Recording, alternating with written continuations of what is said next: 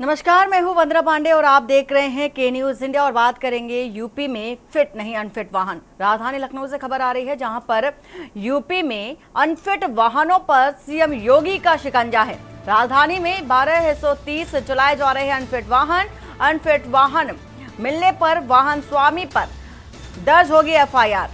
वहीं परिवहन मंत्री दयाशंकर सिंह के निर्देश पर अभियान चलाया जा रहा है और यह एक तरह का विशेष अभियान है जो कि 8 जुलाई से 22 जुलाई तक चलाया जाएगा। और अनफिट वाहन मिलने पर खास तौर पर स्कूली वैन और बसों पर शिकंजा कसा जाएगा और अगर अनफिट पाया जाता है तो उस पर कड़ी कार्रवाई भी की जाएगी। यूपी सरकार की ओर से ये सख्त निर्देश जारी किए गए हैं और अब अनफिट वाहनों पर कड़ा रुख अख्तियार करते हुए सीएम योगी आदित्यनाथ ने खुद निर्देश देते हुए कहा है कि अगर कोई भी वाहन बिना मानकों के मिलता है तो उस पर कड़ी कार्रवाई की जाए। तो अनफिट मिलने पर वाहन स्वामी पर एफआईआर दर्ज होगी।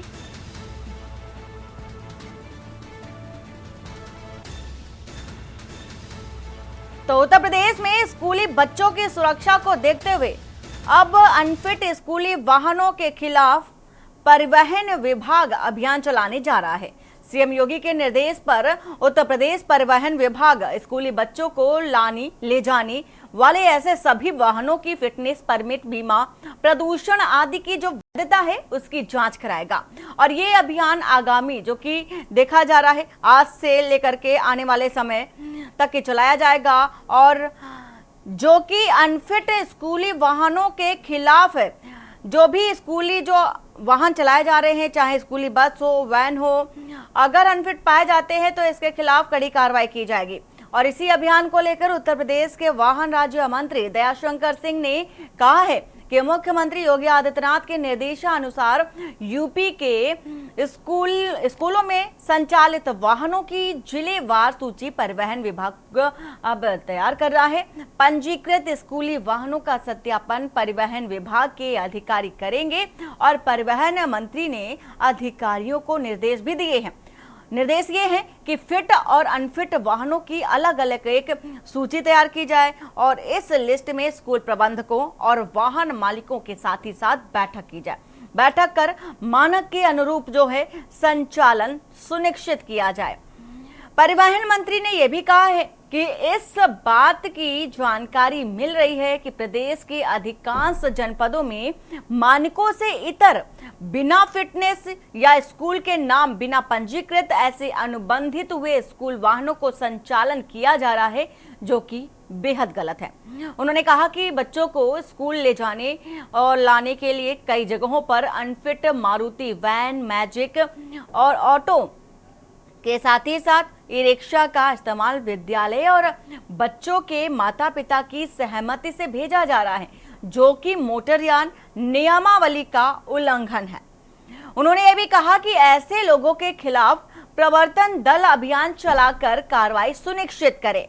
उत्तर प्रदेश के परिवहन आयुक्त चंद्रभूषण सिंह ने भी कहा कि प्रवर्तन से जुड़े सभी अधिकारियों को आज से यानी कि 8 जुलाई से अभियान चलाने के लिए निर्देश जारी किए जा रहे हैं और ये अभियान करीब 1 पखवाड़े तक चलाया जाएगा, जिसमें स्कूली वाहनों की फिटनेस, परमिट आदि जैसे जांचें हैं।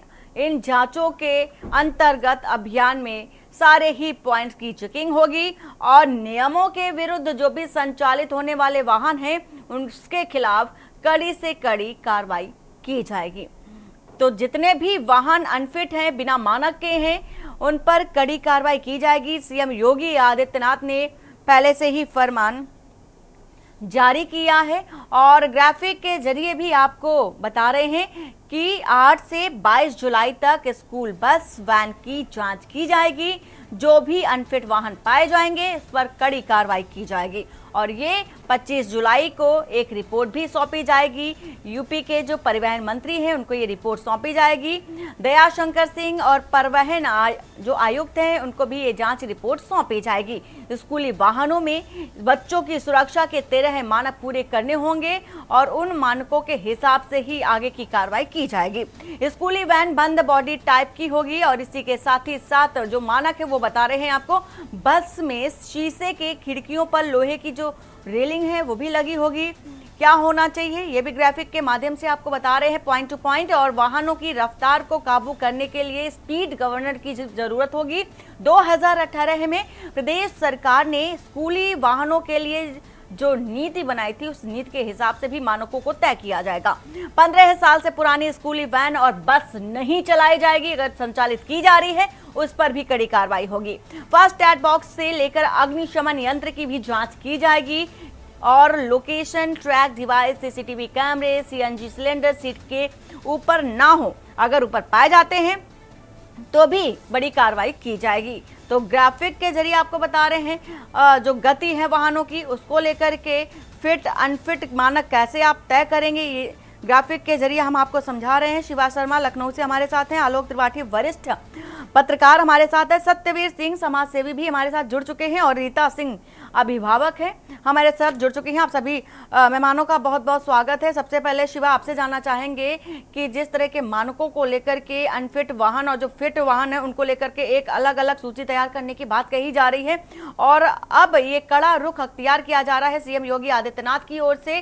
क्या अपडेट है अभी तक की, क्या कुछ अभी अधिकारियों की ओर से पहल की गई है इस पर, क्योंकि आज से पखवाड़ा जो कि है शुरुआत हो रहा है।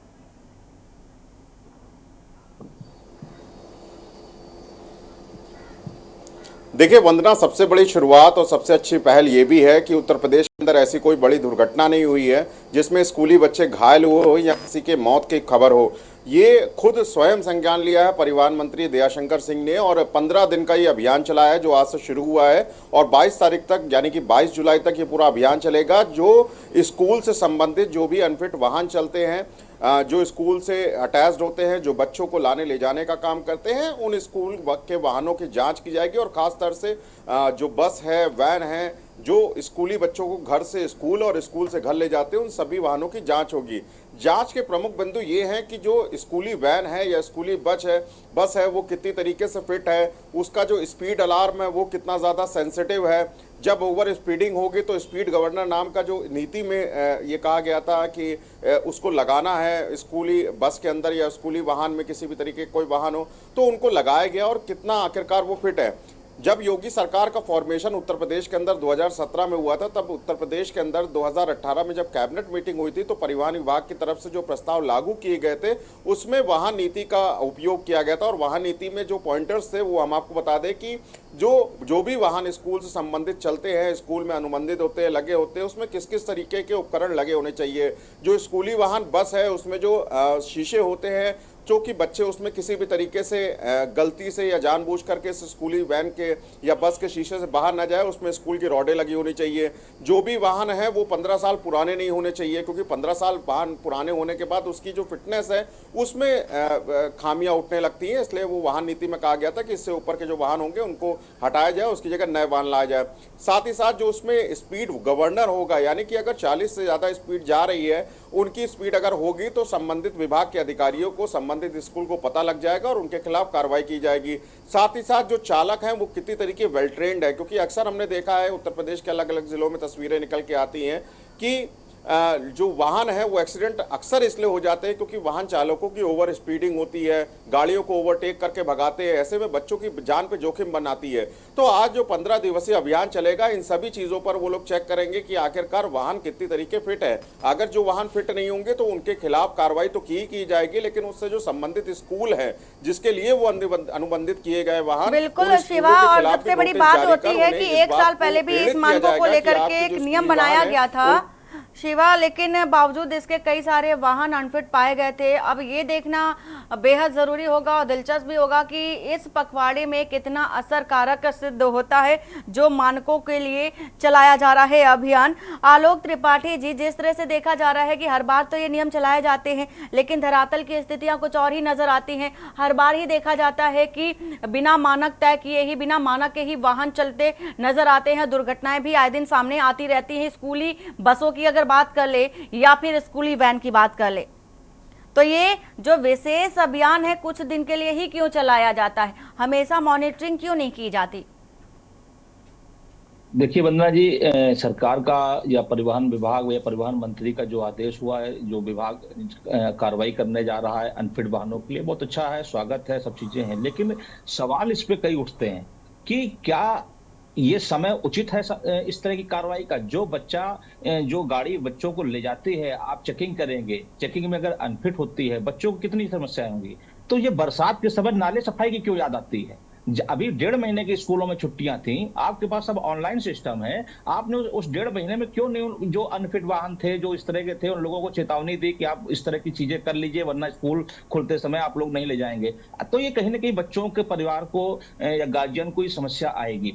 दूसरी चीज, अगर जो अनफिट वाहन है, अनफिट के साथ अनाधिकृत वाहनों को भी इसमें जोड़ लेना चाहिए, क्योंकि अनफिट तो है ही है, अनाधिकृत कितने चल रहे हैं। राजधानी के अंदर अनाधिकृत अवैध बहुत बड़ी संख्या में वाहन चल रहे हैं, तो उसके खिलाफ भी अभियान चलना चाहिए। क्योंकि होता क्या कि जब जैसे बरसात होती है तो वृक्षारोपण की याद हमको आने लगती है, नाला सफाई की याद आने लगती है, स्कूल खुलते ही हम लोग को अनफिट वाहनों की याद आने लगती है। ये उस समय क्यों याद आती है? हम लोग साल भर इसको क्यों नहीं करते हैं? तो इस पे बड़ा फोकस होगा, क्योंकि ये सुर्खियां बनता है, 10 दिन 20 दिन का अभियान चलेगा, फिर उसका खत्म हो जाएगा, फिर रूटीन सब सिस्टम बन जाता है। अब तो सब अपडेट हो गया है, परिवहन विभाग से लेकर आरटीओ सब चीज अपडेट है, सब मैसेज के द्वारा सब भेज देते हैं। वो पूरा उनके पास ऐसा ऐप आ गया है, वो देख करके बता देते हैं किस गाड़ी का क्या क्या चीजें क्लियर है, क्या नहीं क्लियर है। तो उन सबको पहले ही क्लियर कर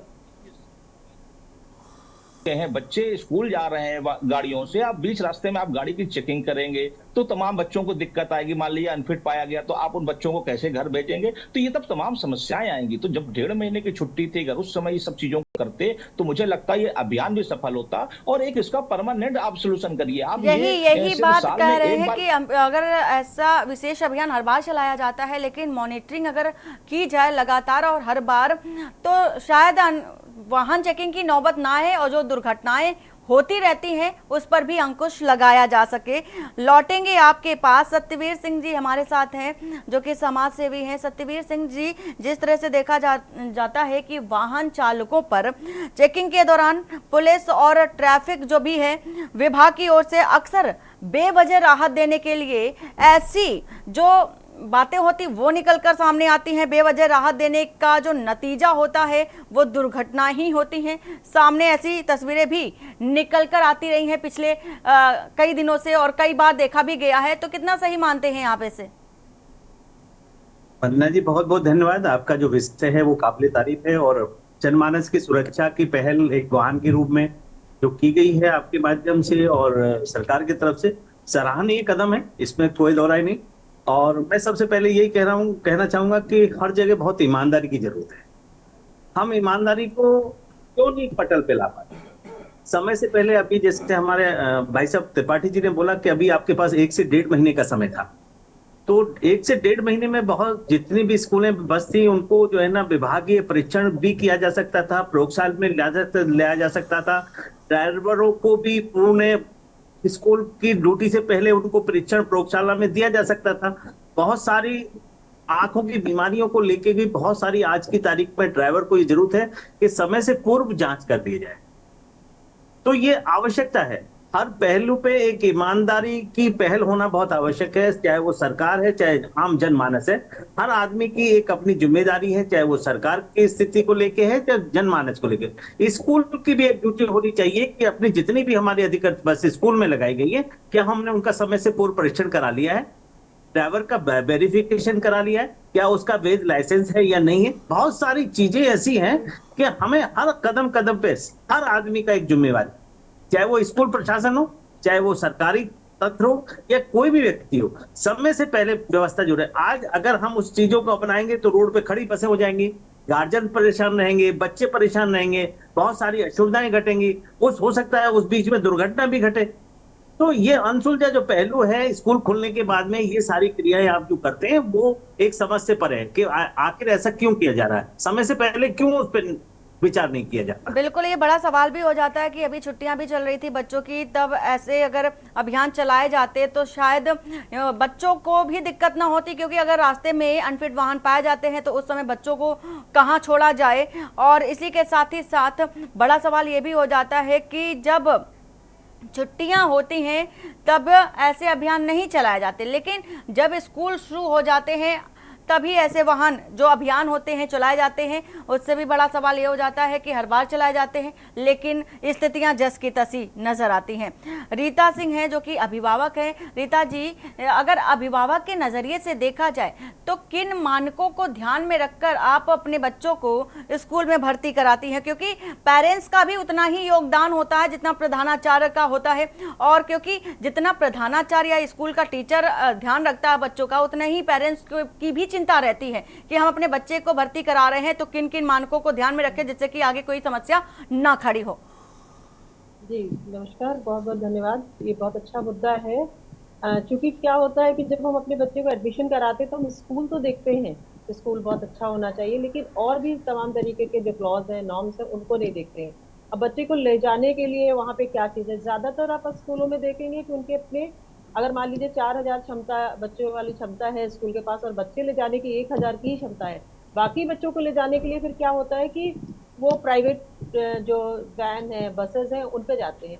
तो ज़्यादा से ज़्यादा हम क्या करते हैं, ड्राइवर का नंबर देखते हैं या ड्राइवर का लाइसेंस देखते हैं। इससे ज़्यादा पेरेंट्स को उस वक्त ज़रूरत नहीं होती, क्योंकि उसका सारा फोकस रहता है कि उस पर्टिकुलर अमुक स्कूल में उसे भेजना। तो यहाँ कहीं ना कहीं नैतिक जिम्मेदारी है। जैसे हम चाहते हैं कि हमारा बच्चा बहुत अच्छे स्कूल में पढ़े, वैसे ही हमारा बच्चा बहुत सुरक्षित जाए, ये भी पेरेंट्स की बहुत बड़ी जिम्मेदारी है, जो कहीं ना कहीं हम बिल्कुल नजरअंदाज कर देते हैं। बहुत सी चीजें हम सरकार पे डालते तो हैं। देखिए सरकार क्या है, नियम बना सकती है, उस पर कड़ी सजा दे सकती है, कोर्ट क्या करेगा, उसको सजा दे सकती है ना। लेकिन कुछ चीजों को वैल्यूएट करना पेरेंट्स की ही जिम्मेदारी है। स्कूलों ने बड़ी चालाकी से ये किया हुआ है कि उन्होंने इनके कई क्लॉज बने हुए, जिसमें एक क्लॉज ये भी बना हुआ है कि अगर वो वाहन उनके स्कूल से ऑथराइज नहीं है तो वो कहीं ना कहीं, क्योंकि इसको हम पढ़ते नहीं है, कहीं ना कहीं अगर कोई एक्सीडेंट होता है वो डिनाई कर जाते हैं कि साहब ये तो हमारे यहाँ से अटैच नहीं है, जबकि 20 साल से वो वैन, वो बसेस वहाँ पे चल रही हैं। तो ये भी एक बहुत बड़ा मुद्दा है। अब 10 बच्चों के लाने वाली क्षमता में अगर 15 बच्चे जा रहे हैं तो कौन नहीं जानता? क्या पेरेंट्स नहीं जानते या स्कूल नहीं जानता? पर अगर स्कूल स्कूल इस चीज से कन्नी काट जाएगा एक्सीडेंट होने की स्थिति में। तो बहुत बड़ी बात यह है कि पेरेंट्स को इस चीज पे ध्यान देना चाहिए और पेरेंट्स को इस बात के लिए इंश्योर करना चाहिए कि स्कूल उन्हें प्रोवाइड कराए, ताकि जिम्मेदारी तो आए। आप मेरी बात समझिए कि 4000 बच्चे पढ़ रहे हैं, आपने कहा हम सिर्फ 1000 बच्चों को ला सकते हैं। ये भी है कि वो 20 बसें नहीं खड़ी कर सकते, उनके पास जगह नहीं है। तो इन सब चीजों को ध्यान में रख के ही, क्योंकि ये पहली चीज है जहाँ से बच्चा सीखने लगता है। तो डिसिप्लिन का ऑर्डर अगर हम ट्रांसपोर्ट का भी सीखेंगे तो यहीं से सीखेंगे। बच्चों को बिल्कुल, हमारे बच्चे तो 12 बच्चे जा रहे हैं। टीचर को तो चाहिए ही कि सतर्कता बरते, लेकिन जरूरत है कि पेरेंट्स भी उतने ही सतर्क रहें, उतने ही जागरूक रहें, क्योंकि पेरेंट्स अगर जागरूक होंगे तभी बच्चे भी सुरक्षित रहेंगे। जैसी स्थितियां आज के समय में देखी जा रही हैं। लौटेंगे आपके पास आलोक जी। जिस तरह से देखा जाता है कि पुरानी जर्जर जो बसें होती हैं, वैन होते हैं, वाहन होते हैं, सड़कों पर दिखाई देते हैं, वो भी देखा भी ये भी जाता है कि ओवरलोड वाहनों की वजह से कई सारी सड़कें जो हैं वो जर्जर हालत में हो जाती हैं। बिना मानक तय किए सड़कों पर ऐसी कई गाड़ियां दौड़ती नजर आ रही हैं। लिहाजा नियमों को जो सख्ती से पालन क्यों नहीं कराया जाता, ये बड़ा प्रमुख सवाल हो जाता है कि हर बार पालन कराने की बात कही जाती है लेकिन ऐसा होता नजर नहीं आता। ऐसा क्यों है? कहां पर ऐसी कमी पाई जाती है अगर आपके नजरिए से देखा जाए तो? जो सरकार जब इस तरह का अभियान चलाती है तो ये अभियान तो चलता है, लेकिन ये अभियान कहीं ना कहीं कुछ ऐसे लोग हैं जिनका कमाई का जरिया शुरू हो जाता है। क्योंकि अब जब अनफिट वाहनों की चेकिंग होगी, वाहनों की चेकिंग अधिकारी गेट पे खड़े होकर कहीं कहीं रास्ते में खड़े होकर करेंगे, रोकेंगे, फिर उसके बाद वो लोग समझौता कर लेते हैं। क्योंकि आखिर अगर पिछले साल अभियान चला, उस अभियान के बाद अनफिट वाहन उन्होंने पकड़ लिए, फिर इतनी संख्या में फिर कैसे आ गए? तो ये बड़ा सवाल है कि आखिर वो अनफिट वाहन आते कैसे हैं। जो आप राजधानी में देख लीजिए, राजधानी में आलमबाग बस अड्डा बहुत बड़ा बस अड्डा है, और उसके मुश्किल से आधा किलोमीटर की दूरी पे आप अवध हॉस्पिटल चले जाइए, वहां शाम को 6 बजे के बाद कम से कम कई दर्जन डबल डेकर बसें अनाधिकृत रूप से चलती आपको मिल जाएंगी। क्या किसकी नजर नहीं पड़ती है? हर अधिकारी, आरटीओ भी उसी से रोड से जाते हैं, लेकिन कोई उस पर रोकने वाला नहीं है। हाँ, साल में एक बार अभियान चलेगा, 4-10 बसें पकड़ी जाएंगी, और आए दिन देखिए डबल डेकर बसें पलट जाती हैं, एक्सीडेंट होते हैं, बहुत लोग दुर्घटना में मृत हो जाते हैं। लेकिन होता क्या है, तो ये एक कमाई का भी जरिया शुरू हो जाता है जब इस तरह की अभियान चलते हैं। मुझे लगता है कि ये अभियान बहुत अगर ईमानदारी से चलाएं तो 1 साल 2 साल अगर ये अभियान चला देंगे तो इस तरह के अनफिट वाहन या तो बाहर हो जाएंगे या वो फिट हो जाएंगे। जो उसके मानक में आएंगे और नहीं आते हैं तो वो बाहर कर दिए जाएंगे, कबाड़ घोषित कर दिए जाएंगे। लेकिन होता क्या है कि ये संभावनाओं को तलाश लेते हैं। इस तरह के जब अभियान होता है तो जो अधिकारी होते हैं वो संभावनाओं को तलाश लेते हैं, और छूट जाता है 4 दिन बाद वो वही वाहन 4 दिन बाद फिर वही नजर आने लगते हैं। तो ये अगर अभियान चलाना है तो ईमानदारी से चलाएं। रही बात गार्जियन की, तो बहुत सी चीजों में मजबूरी हो जाती है गार्जियन की भी। जब उनके बच्चे को भेजना होता है, कोई वाहन है नहीं, वही एक वाहन जा रहा है, तो या तो वो स्वयं लेके जाए या फिर उसको भेजें। तो ये कहीं ना कहीं थोड़ा मजबूरी हो जाती है। लेकिन अगर अभियान चलेगा, सख्ती होगी, तो मुझे लगता है जो अनफिट वाहन है वो भी रोजी रोटी के लिए उन वाहनों का जो मानक होता है उनको पूरा करेंगे। लेकिन जब ढिलाई मिलती है, कुछ सुविधा शुल्क के नाम पे छूट जाता है, तो वो भी चलाने लगता है, और उस आलस में या उस लापरवाही में चलती रहती हैं गाड़ियां, क्योंकि उनको मालूम होता है 10 दिन का अभियान है, उसके बाद फिर रूटीन सब चीजें आ जाएंगी। तो सरकार का जो मोटिव है वो बढ़िया है, अभियान अच्छा है, ठीक है, लेकिन आप उसको ईमानदारी से चलाएं। आप बताएं साल में कितनी गाड़ियां हुई, उसके बाद फिर नए साल, अगली साल वो उतनी गाड़ियां फिर कैसे आ गई, ये बड़ा सवाल उठता है। आलोक जी, सुविधा शुल्क की बात कर रहे हैं, तो सुविधा शुल्क एक बड़ी बीमारी है, एक इस तरह की बीमारी है जिस पर रोक लगाना ही मुश्किल हो गया है। पर इस पर शिकंजा क्यों नहीं कसा जाता? क्योंकि हर बार ये देखा जाता है कि सुविधा के नाम पर खानापूर्ति भी देखी जाती है कि लिखा पढ़ी कर दी गई और वाहनों को छोड़ दिया गया। पर ऐसा क्यों? क्योंकि यही तो घटनाओं को निमंत्रण देती है, न्योता देती है।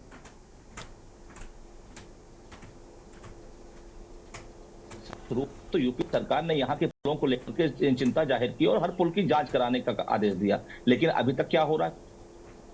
बरसात आई, नाला सफाई का अभियान चला गया। आप किसी भी नाले के देख लीजिए, कोई सफाई अभियान नहीं हुआ, नाले का सिल्ट वहीं उसी में रखा हुआ है। उसी तरह स्कूल खुले तो आपने वाहनों की जांच के आदेश दे दिए, लेकिन 10 दिन का अभियान चलेगा, उसके बाद सब ठंडा हो जाएगा, और 10 दिन बाद अगर आप अपने यहाँ के रिपोर्टर के द्वारा फिर एक अभियान चलवाइएगा, देखिएगा 10 दिन बाद कितने अनफिट वाहन फिर चलते दिखेंगे। वही स्कूल होगा, वही गाड़ी होगी, सब चीजें होंगी। तो ये कहीं ना कहीं इच्छा शक्ति की कमी है, और सरकार की मंशा के अनुसार अगर अधिकारी भी उसको अमल कर लेते हैं तो मुझे लगता है ये अभियान सफल हो। लेकिन होता क्या है कि सरकार अभियान को देती है, सुर्खियां बनती हैं चैनलों में, अखबारों में कि अभियान चलेगा, लोग इसमें संभावनाएं तलाश लेते हैं, 10 दिन का अभियान, उसके बाद सब खत्म हो जाता है। तो एक इच्छा शक्ति हो कि हम बच्चों को, उनके भविष्य को लेकर के, उनके जीवन को लेकर के हम उस पर अभियान चला रहे हैं, तो कहीं ना कहीं जो भी जिम्मेदार है।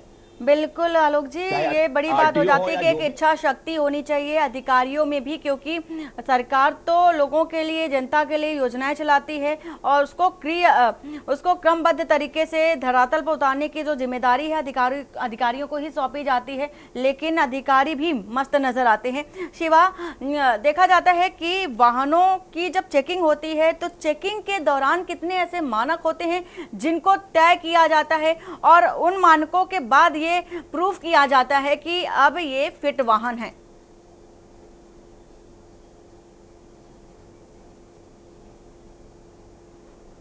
देखिए वंदना, सतर्कता और सख्ती, अगर सख्ती अफसरों की, सरकार की, कर्मचारियों के ऊपर जरा अगर रहेगी तो उनके अंदर सतर्कता भी रहेगी, और उसी सतर्कता के चलते ये सारी चीज़ें मानक जो हैं वो पूरे रहेंगे। सबसे पहली बात, अगर मानकों की भी की जाए तो मानकों में फर्स्ट एड बॉक्स होना चाहिए, जो अग्निशमन से संबंधित जो कंट्रोल होना चाहिए वो गाड़ियों के अंदर होना चाहिए, कि अगर इमरजेंसी में गाड़ी कहीं दुर्घटनाग्रस्त हो भी जाती है तो बच्चे उसमें जो मौजूद हैं या जो उसमें कोई भी व्यक्ति मौजूद है तो उसको फर्स्ट एड वहाँ पर कैसे तुरंत दिया जाए। अगर किसी भी तरीके से शॉर्ट सर्किट के जरिए अगर गाड़ी में आग लगने की गुंजाइश होती है तो उस पर किस तरीके से काबू पाया जाए। साथ ही साथ जो बजर अलार्म होता है वो गाड़ियों का होता है, जो कंट्रोल रूम से तय होता है कि अगर आखिरकार किसी तरीके अगर दुर्घटनाग्रस्त गाड़ी हो जाती है तो बजर इंडिकेट हो जाए, क्योंकि कई बार ऐसा भी होता है कि जो चालक होते हैं वो दुर्घटनाग्रस्त होने के कारण किस तरीके इंफॉर्मेशन अपने मुख्यालय को या अपने संबंधित अधिकारियों को नहीं दे पाते हैं। तो अगर गाड़ी दुर्घटनाग्रस्त होती है तो किस तरीके से इंफॉर्मेटर जो उसके जो संबंधित अधिकारी है उसको कैसे मिल पाए, उनके गार्जियन को कैसे मिल पाए।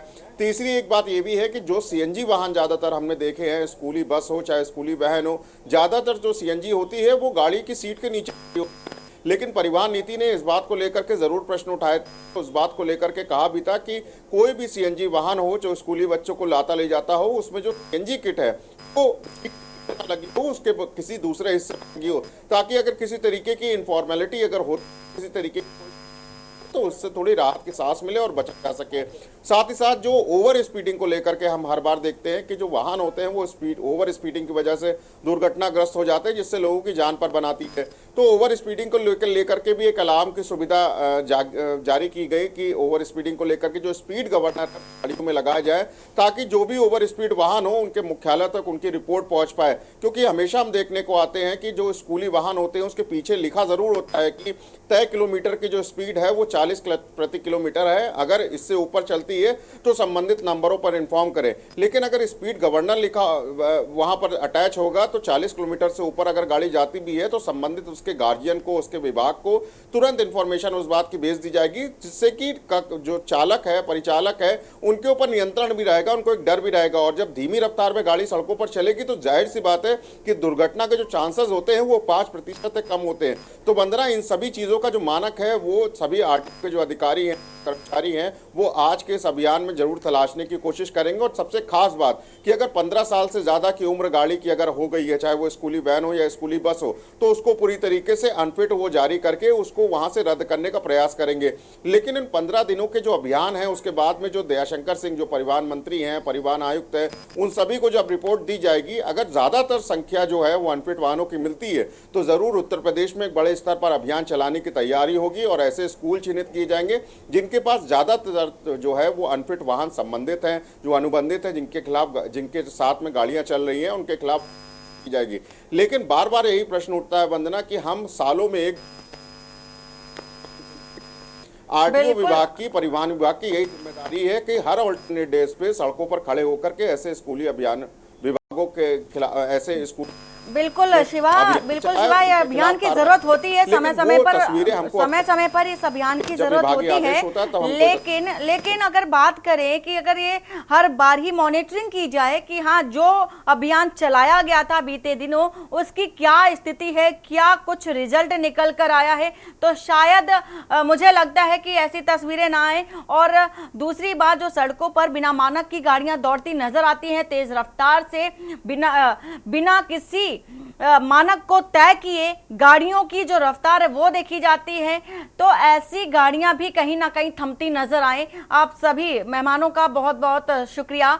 बात कर रहे थे यूपी में फिट नहीं अनफिट वाहन, जिसको लेकर के स्वयं सीएम योगी आदित्यनाथ ने सख्ती दिखाई है, और ये सख्ती अब कितना परिणाम लेकर आती है, ये प्रमुख जो विशेष अभियान चलाया जा रहा है, इस अभियान के बाद क्या रिजल्ट निकल कर आता है, परिणाम क्या होता है, देखने वाली बात होगी कि कितने वाहनों पर रोक लगी है, कितने फिट और कितने अनफिट वाहन निकले हैं, और अनफिट वाहनों के मानक क्या हैं, और फिट वाहन को आगे किस तरह से प्रोसीड किया जाएगा, आगे किस तरह से देखा जाएगा कि कौन से वाहनों को रखा जाए और किन वाहनों पर कार्रवाई हो, और खास तौर पर चालकों पर क्या कार्रवाई होती है। बड़ी बात होती है क्योंकि बिना गति को ध्यान में रखते हुए चालक भी बेसुध होकर गाड़ियां चलाते हैं, तो ऐसे में उनकी गति को भी ध्यान में रखना बहुत जरूरी है, थामना उनको बहुत जरूरी है, जिसको लेकर के सीएम योगी आदित्यनाथ ने कड़ा रुख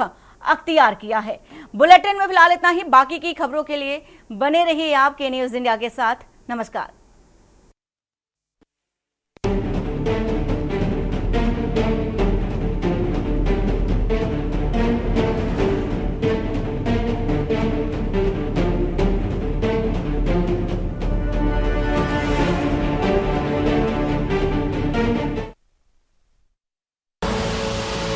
देख रहे हैं के न्यूज़, खबरों का सारथी।